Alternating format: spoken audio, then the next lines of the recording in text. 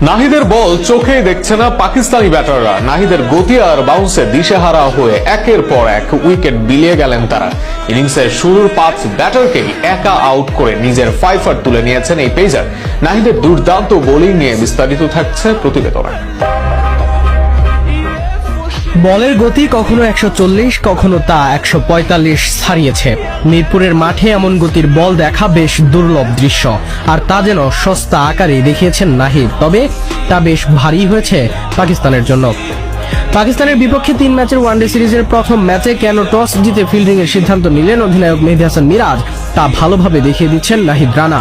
ভালো শুরু পেয়েছিল পাকিস্তানের 2 ওপেনার, তবে ইনিংসের 10ম ওভারে দৃশ্যপট বদলে দেন নাহিদ রানা। ওভারের শেষ বলে আক্রমণাত্মক খেলতে থাকা সাহেবজাদা ফারহানকে 27 রানে সাজঘরের পথ দেখান তিনি। তার গতির কাছে পরাস্ত হয়ে একে একে বিদায় নেন 4 রান করা শামিল হোসেন। ওপেনার সাদাকাত ফেরেন 18 রানে।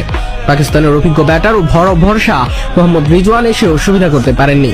নাহিদ রানার আগুনে স্পেলের সামনে থিত হওয়ার আগেই 20 বলে 10 রান করে বিদায় নেন রিজওয়ান। নাহিদ একাই ধসিয়ে দিয়েছেন পাকিস্তানের টপ অর্ডার। শুরুর 5 উইকেট তুলে নিয়েছেন একাই, ফলে এক নাহিদের তোপ সামলাতেই তাসের ঘরের মতো ভেঙে পড়ল পাকিস্তানের টপ অর্ডার।